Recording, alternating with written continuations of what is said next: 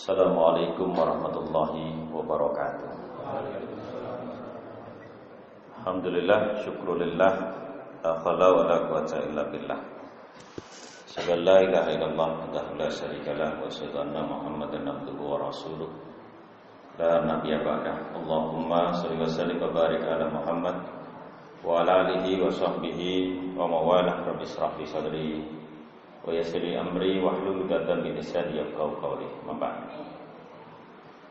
Jamaah salat subuh Masjid Ar-Royan yang dirahmati Allah Subhanahu wa taala. Pertama, kita mensyukuri nikmat Allah yang telah Allah limpahkan kepada kita semua berupa nikmat sehat dan waktu longgar sehingga kita bisa hadir di dalam majelis salat subuh kita. Mudah-mudahan amalan yang kita lakukan pada hari ini dan hari-hari sebelumnya diridhoi oleh Allah Subhanahu wa taala. Salawat dan salam senantiasa kita sampaikan pada junjungan kita Nabi Agung Muhammad sallallahu alaihi wasallam. Harapan kita mudah-mudahan syafaat bisa kita dapatkan besok di yaumil akhir, dan selama kita hidup di dunia bisa menjalankan risalah yang ditinggalkan oleh Rasulullah sallallahu alaihi wasallam. Hadirin yang dirahmati Allah, ada satu penggalan ayat di dalam surat Al-Isra ayat 7 yang berbunyi, a'udzubillahi minasyaitonir rajim. In ahsantum ahsantum li anfusikum wa in asatum falaha. Artinya, jika kamu berbuat baik, berarti kamu berbuat baik untuk dirimu sendiri. Dan jika kamu berbuat jahat, maka kerugian dari kejahatan itu juga untuk dirimu sendiri. Kalau kita urai ayat ini, timbul pertanyaan, dari mana datangnya perbuatan?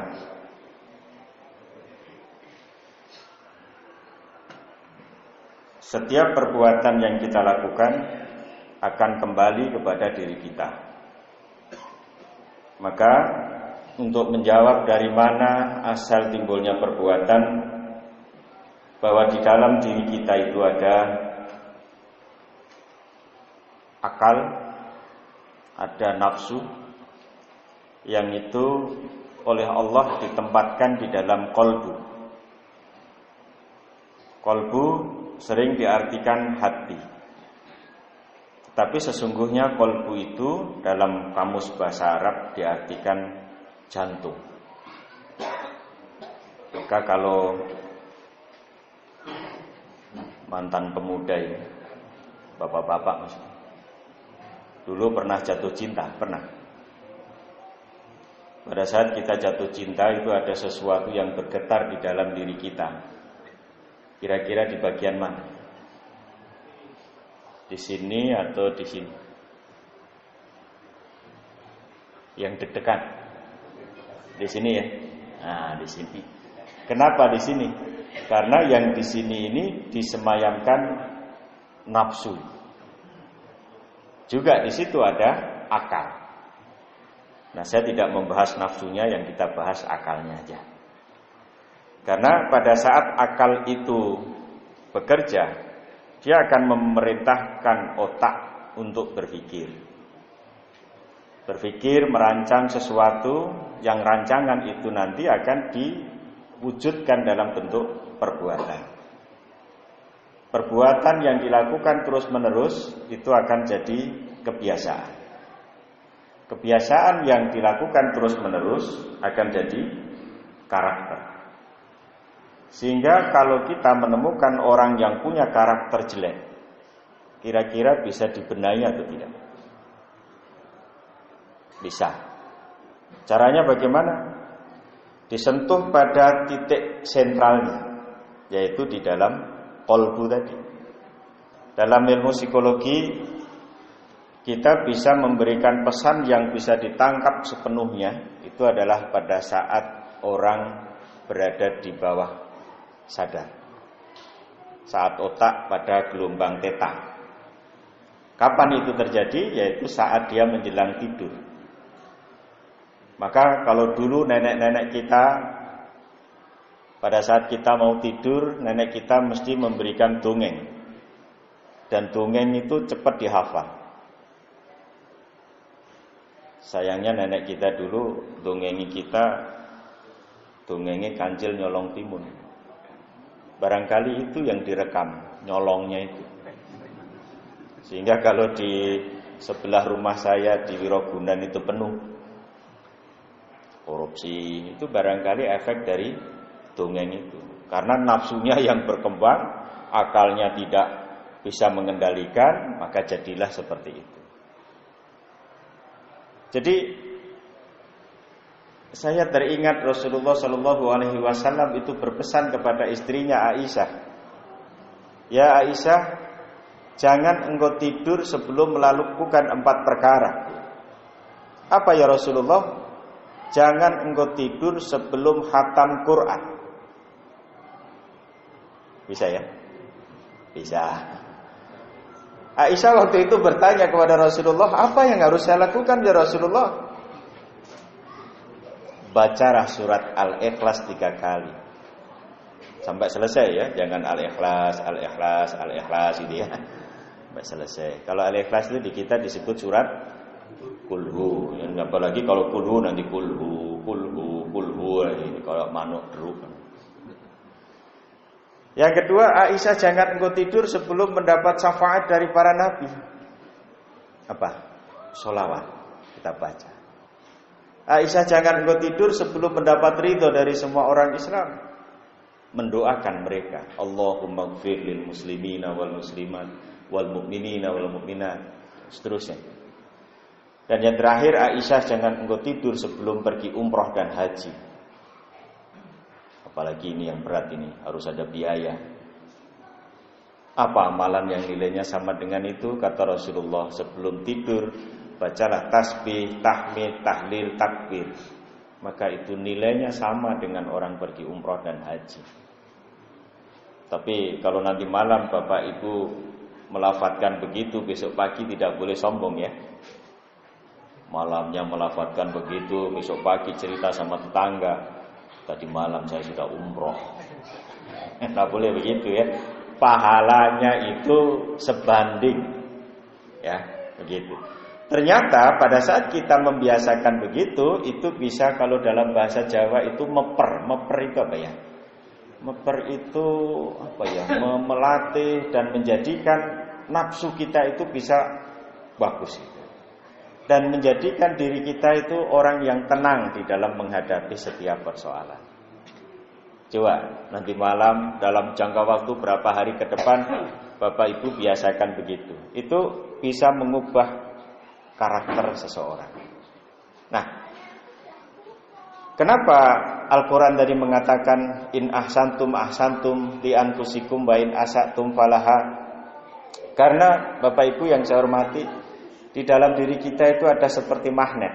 Pada saat kita menggetarkan sesuatu yang positif, maka yang akan ditarik adalah yang positif. Tapi kalau kita mengeluarkan yang negatif, yang akan datang adalah yang negatif.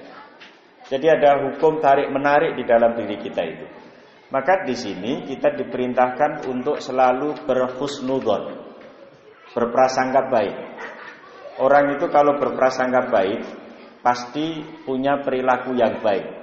Tapi kalau dia berprasangka jelek, pasti akan juga jelek efeknya. Nah,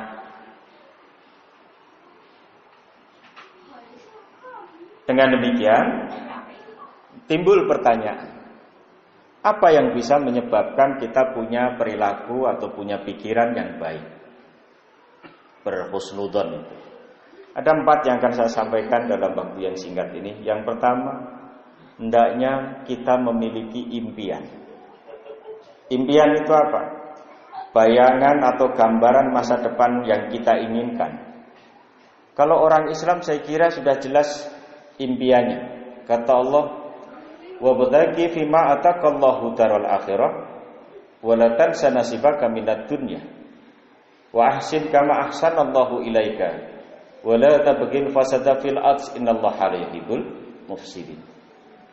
Kita diperintahkan untuk menggapai kemuliaan negeri akhirat, tapi jangan ditinggalkan kenikmatan duniawi, dan berbuat baiklah kamu sebagaimana Allah telah berbuat baik kepadamu, dan janganlah kamu berbuat kerusakan di muka bumi. Ini kalau saya gambarkan seperti visi kita di dalam hidup.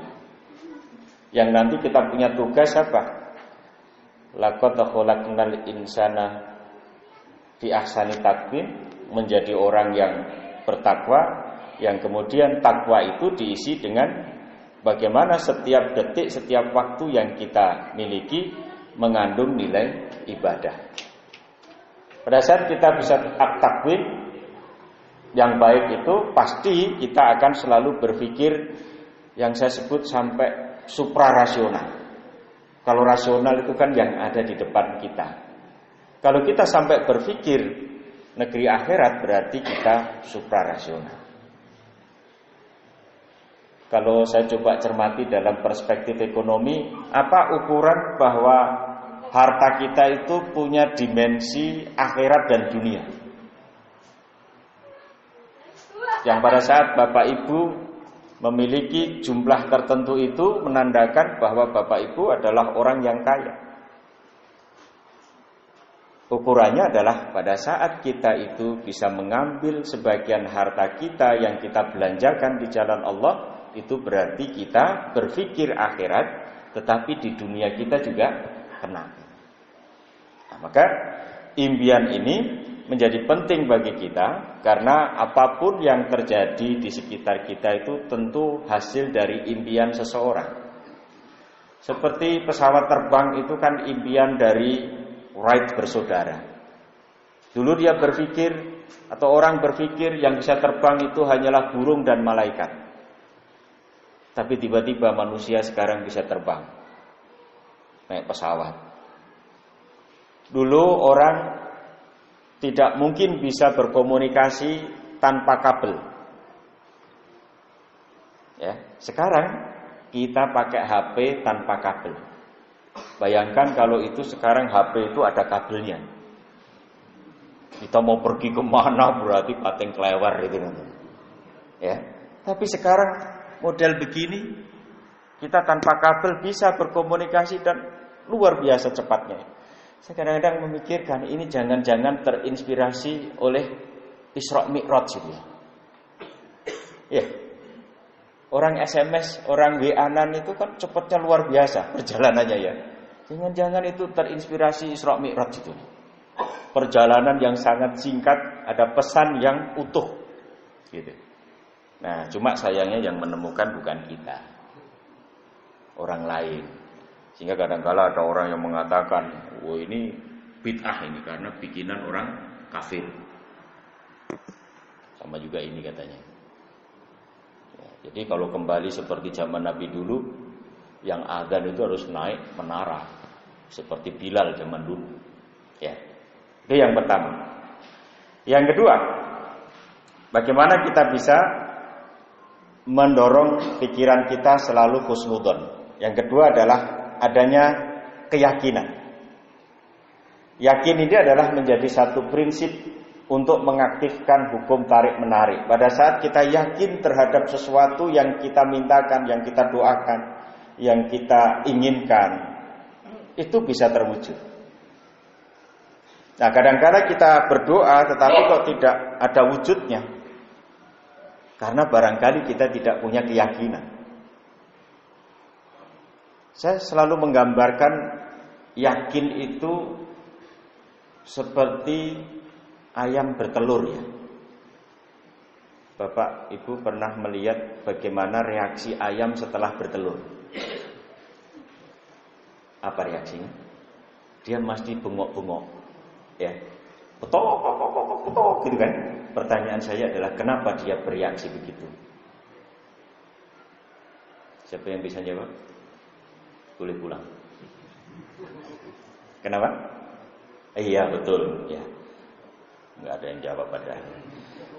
Dia bereaksi bengok-bengok itu karena dia kaget. Kagetnya apa? Yang mengeluarkan punya kepala, punya bulu, punya kaki, yang dikeluarkan bunder tanpa bulu, tanpa kaki. Maka akhirnya dia kaget gitu kan. Apa ini? Nah, jadi betul apa ini? Akhirnya begitu kan. Nah, pada saat begitu dia yakin dengan cara apa? Mengerami, fokus, istiqomah, yakin dengan perilakunya dia itu selama 21 hari menetas. Artinya apa di sini? Pada saat kita memiliki satu yang kita cita-citakan, harus yakin bahwa itu nanti akan terwujud. Ada satu peristiwa ya. Ada seorang anak muda rambutnya gondrong begitu. Kira-kira kalau anak muda rambut gondrong ini rajin ke masjid enggak? Enggak ya? Kebanyakan enggak. Wih, ternyata ini anak luar biasa, Pak. Dia mengamalkan sunnah Nabi, yaitu memakmurkan masjid. Dia tidak pernah ketinggalan sholat berjamaahnya. Bahkan dia pekerjaannya membatik. Tapi dia punya cita-cita apa? Ingin membuat masjid di kampungnya, ingin mengumrohkan bapak ibunya, dan ingin membuatkan rumah bapak ibunya. Ternyata dia punya amalan sunnah Nabi tadi. Selama 5 tahun dia tidak pernah telat di dalam sholat berjamaah. Dan dia menangkap momentum. Kapan momentumnya? Bainal adzan wal iqamah. Dia pakai untuk berdoa dengan 3 cita-citanya itu. 5 tahun kemudian ada berita, dia punya yang di Wates sana, dia punya lahan luasnya 5.000 meter. Omnya ini minta tanahnya ini dijualkan. Harga tanah, harga pasarannya itu 2 juta. Oleh omnya dia minta 1 juta saja. Ketemu pembeli yang tidak seperti ibu-ibu di Wirosaban. Kalau membeli sesuatu mesti nawarnya bukan main. Tapi seperti bapak-bapak di Wirosaban, kalau membeli mesti dilebihkan ya. Apa? Ini tanah ditawarkan 1 juta, dibeli 1,5 juta. Akhirnya dia mendapatkan sisa 500.000 dikalikan 5.000 meter, 2,5 miliar dia dapatkan. Akhirnya dia bisa membuat masjid, kemudian mengumrohkan bapak ibunya, dan membuatkan rumah bapak ibunya. Karena dia yakin bahwa Allah pasti akan memberi. Nah ini.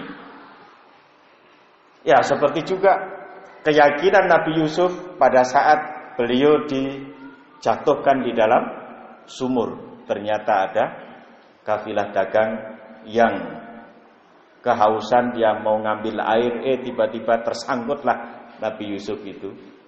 Dan akhirnya dia diselamatkan oleh kafilah dagang itu dan dijual ya, dengan beberapa dinar ya. Jadi keyakinan terhadap apa yang kita akan hadapi itu seperti keyakinan kita bahwa akhirat itu ada. Walladzina yu'minuna bima unzila ilaika wa ma unzila min qablik wa bil akhirati hum yuqinun. Kita yakin bahwa negeri akhirat itu akan terjadi. Kemudian yang ketiga, yang bisa menumbuhkan kita punya prasangka baik, yaitu syukur.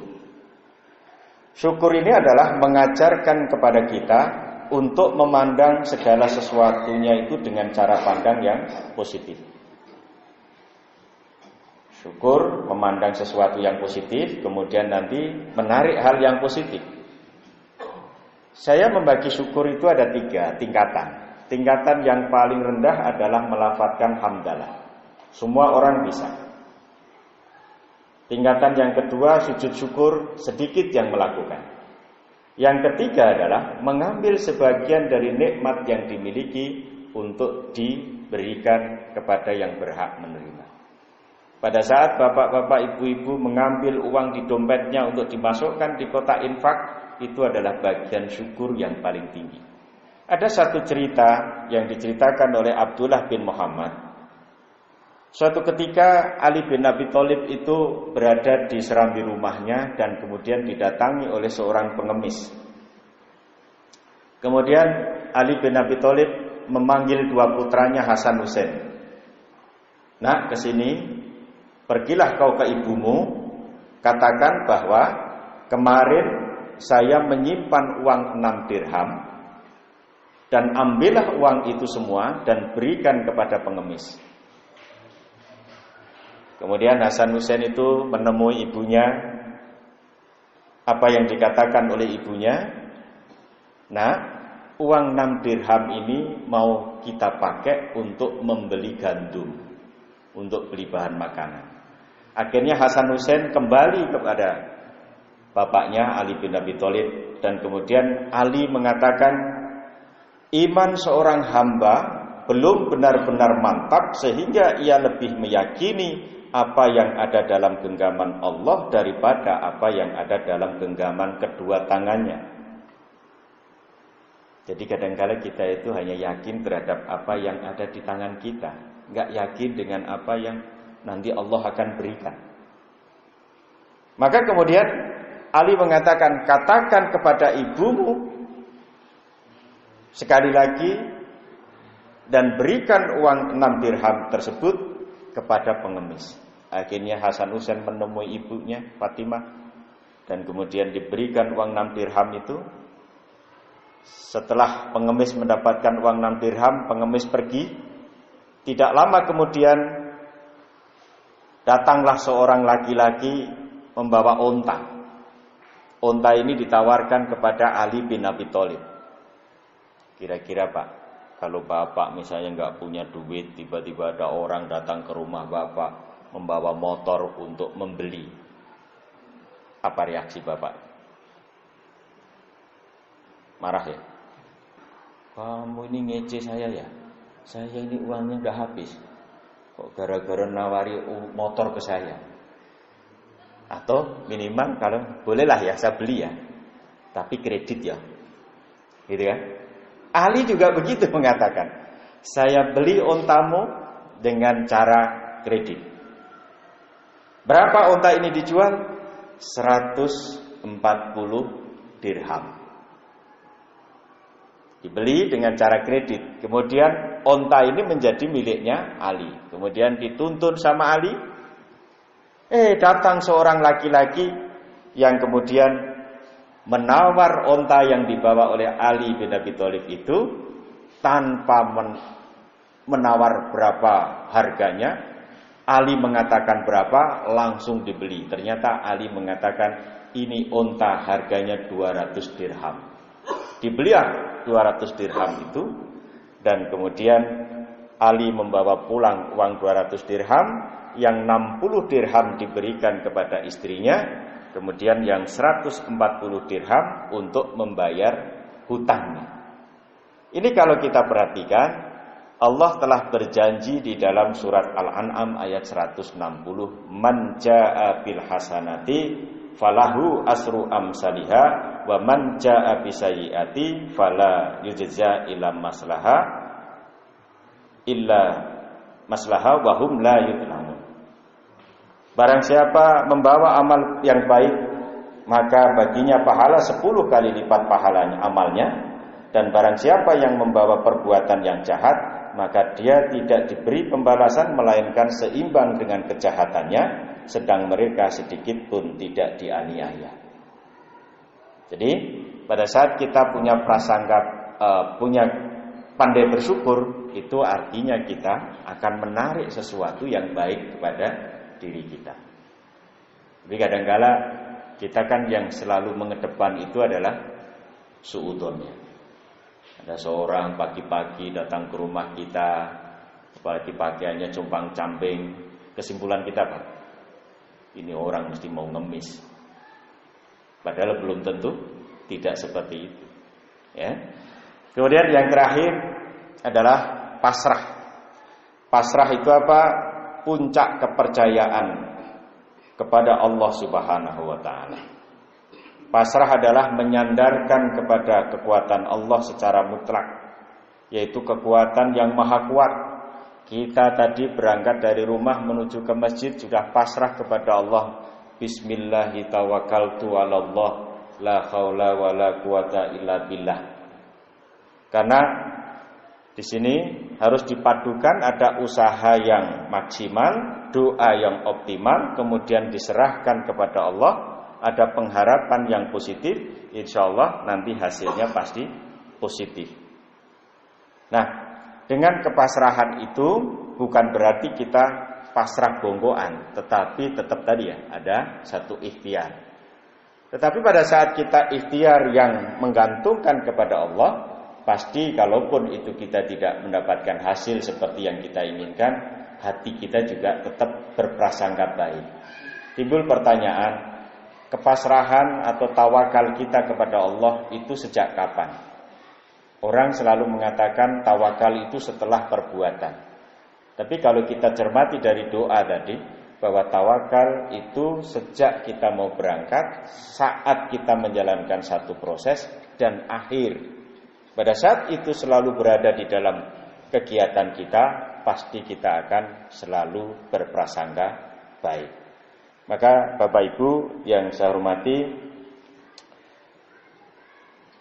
bisa kita simpulkan bahwa hukum tarik-menarik yang ada di dalam diri kita itu bisa kita bangun pada saat kita bisa menjalankan satu, perbanyaklah kita mensyukuri nikmat Allah. Kemudian yang kedua, hindari mengeluh, jangan suka mengeluh.